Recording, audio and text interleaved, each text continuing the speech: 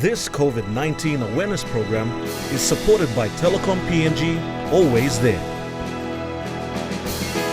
and Protex, Clean Hands, Good Health.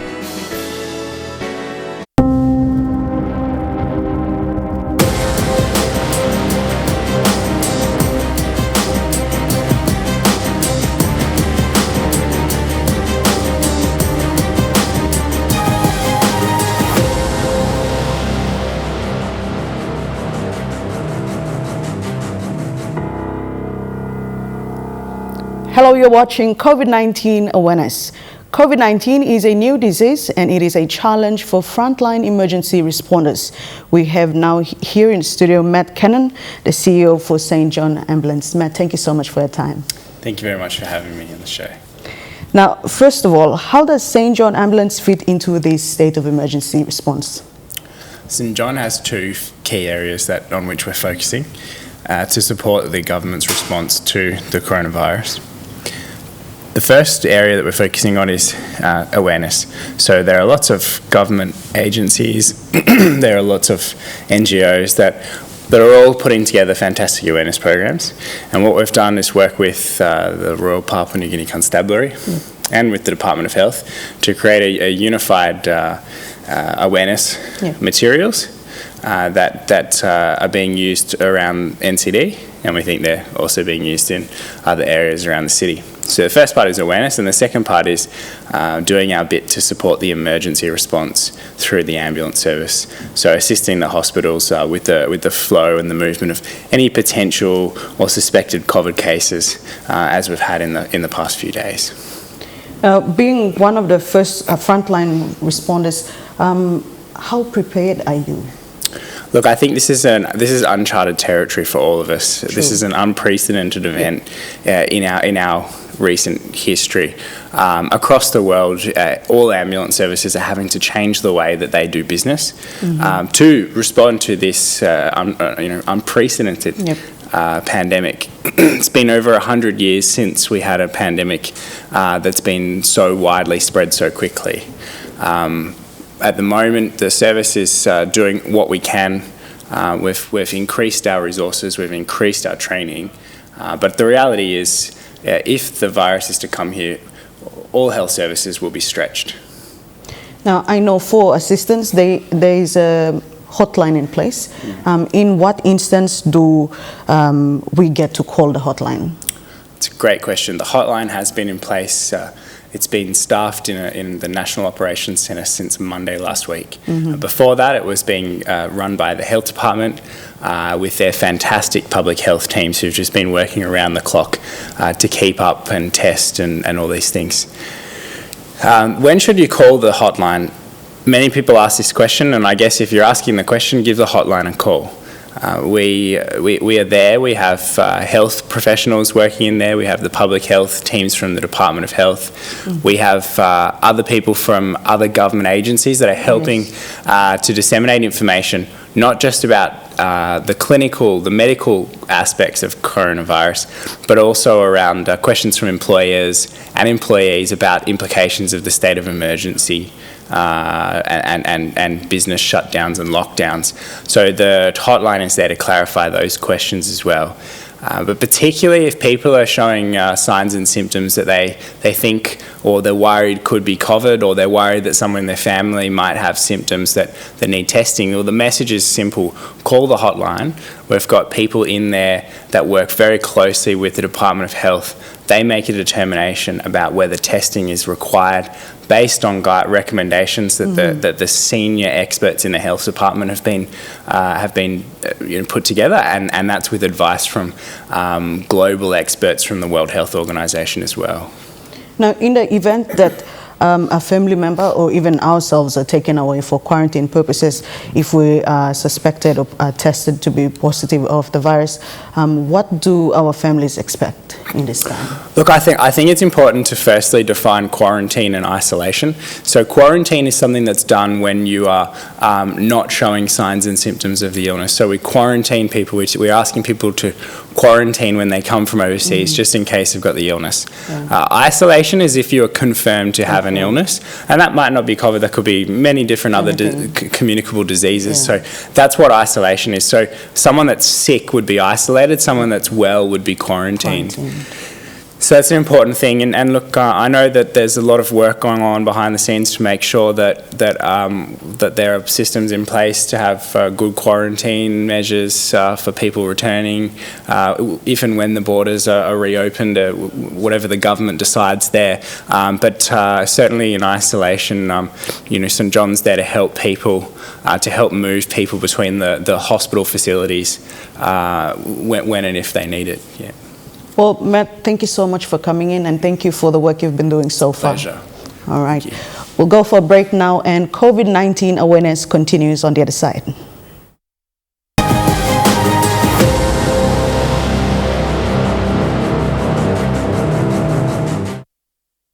Help stop the spread of germs and protect your loved ones with Protex. Here are some simple hand washing tips.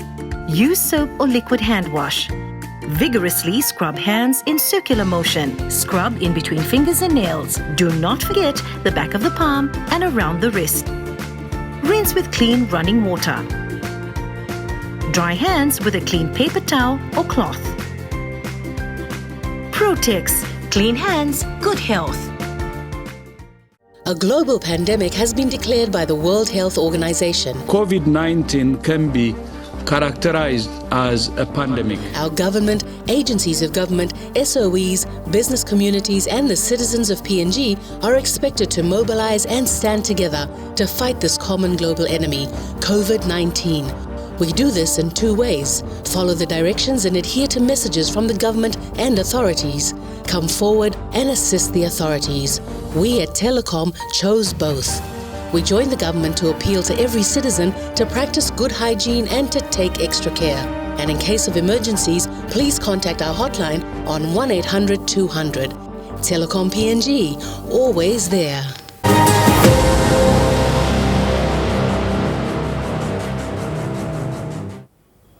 Welcome back to COVID-19 awareness. Now, we need to get the facts straight as to how this virus works and how it is transmitted in order to protect ourselves from it.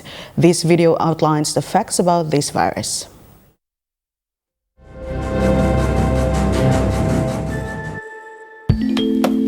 The coronavirus is a family of viruses that can cause as mild things as just a common cold, all the way up to SARS or MERS. These are these bad pneumonias that we're talking about. And basically what these viruses are, they look like a tennis ball with all these spikes sticking out of it. And depending on the type of spike, it allows that virus to attach to certain places. So some viruses, they have the spike that attaches to your nose. So basically you just get a common cold. But the SARS virus and this new virus that we're talking about has the spike that allows it to attach to the cells in your lung. And when it attaches there, it puts in information to make photocopies of itself. So it uses our equipment to make more viruses. Most of the coronaviruses live in animals. In this particular case, it was from Wuhan. There was a fish market where they were selling live animals. And the thought is that the virus was in a live animal, then it crossed into a human. Just like all viruses, it needs to reach a target, which is your lung. And it has to get there with your help. It has no feet and no wings. So therefore it needs us to move it there. So that's why we keep saying, don't hang around sneezy people because you're gonna breathe it in. And don't touch your face because that's how the virus is gonna get in. The masks are helpful, but they're not necessary because they're leaky. The ones that you and I buy basically have pockets here, so therefore the virus can get in. What the masks really do is they stop us from touching our face. If you're sick, we tend to mask you, so therefore you're not spewing out the viruses to other people sitting around you. The true people that have the real masks are the N95. Those are sealed. These are for the doctors that may be caring for the patients. So in the beginning, the coronavirus will cause kind of like flu-like symptoms or a cold. So people just get the stuffy nose, that kind of thing. But you'll understand that as soon as that virus starts manufacturing in your lung cells, they're producing all these copies of the virus, all of a sudden now you kill the lung cells. So now you can't exchange oxygen. And that's why one of the early symptoms is people get very short of breath and they tend to have a difficult time breathing, and that's why they end up in hospital. So currently, unfortunately, we don't have a direct treatment for the coronavirus. So we don't have a medication that can kill it off. And so it's really supportive. So in other words, the patient can't breathe, we give them oxygen, help them to breathe. They can't drink, so therefore we give them fluids to support them. Their kidneys begin to shut down, we help them with all those things. So it's a very supportive process. This is a new virus that we've never seen before. So our immune system, our army, are having a hard time figuring out what to do. So usually what we have to do is we make something called antibodies. So these are things that can grab onto the spikes that we see on the virus, and it'll get rid of the virus for you, and that will actually bring you back to good health. So therefore the elderly may have a worse outcome, and of course the young children. So the babies, their immune system is not so good either, so they may not make those antibodies as well. So just remember, your hands may be with virus. Virus cannot hurt you because it can't get through the skin. But the moment I do this, now I've brought the virus right to where it wants to go. So let's remember not to touch our hands to our face. Yeah, look, Bradley, it is important that we get our facts right and understand what the virus is in order to battle this pandemic. Of course, just from the video that we've just watched, we're still learning about COVID-19 and in its effect on human beings.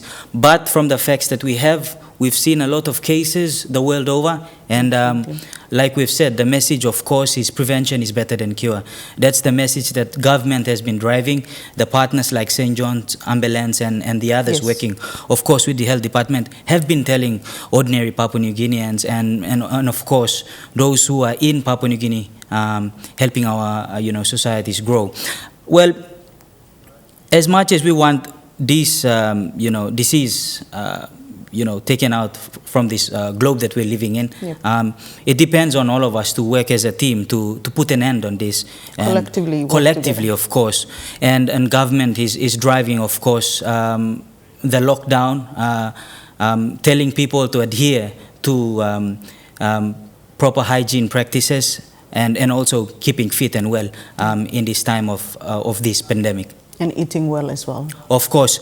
And one of the discussions point, of course, in and around in the circles of people, congregating in the households and on social media is whether this shutdown will be, extended.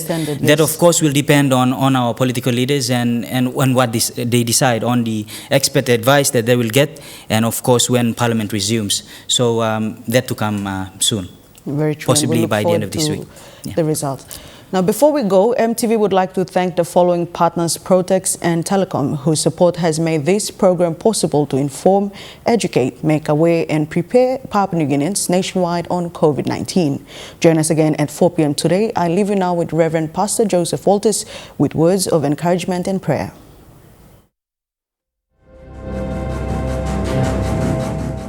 Good morning, everyone.